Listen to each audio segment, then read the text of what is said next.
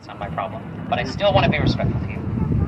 Also, you know who probably doesn't like us going through there and doing that? These wealthy people, these one percenters that live in these condominiums up here above the bowling alley. And I mean, they wave at you, and that's nice, and I appreciate that. But it would be nice to be, like, invited up there to their rooftop pool. Because I work here 6 days a week, Captain Cassidy, you know? Anyway, just so they heard me. The pool is very small. The pool is quite small, but it's still a rooftop pool, and I have not experienced that in my life, but the images make it look amazing. And also, it's cheap to live in Oklahoma, you know, compared to a lot of places. It's around $260,000 to $310,000 for like a 1,500 square foot home, which is pretty nice. Those obviously are a lot more than that because they're downtown, but it's between about $500,000 to $900,000 from what I've seen. But to California people visiting, crazy good deal, crazy good deal. Some of the expensive states.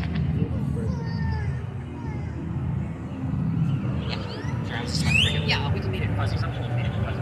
They own a big building like that. Well, because it was formerly the home office. So Sonic, which is America's Drive-In, was not originally America's Drive-In. They were just one here, and then they became really successful and kind of put some others out of business. They kind of have the monopoly on that vintage, retro, happy days drive-in feel. And they 300 East Reno Avenue. They lease it out to other businesses now. And if you like tater tots, there you go.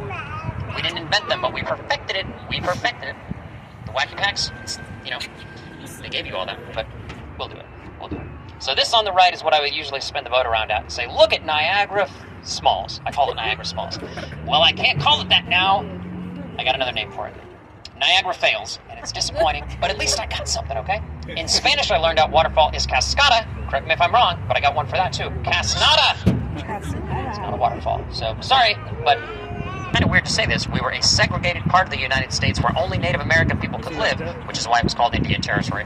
And then we became a place where anybody could live. It was integrated land. You were winning the right to live in this area instead of buying it and paying it like is normal or inheriting it, you know. You were winning it by winning a horse race, which is very weird.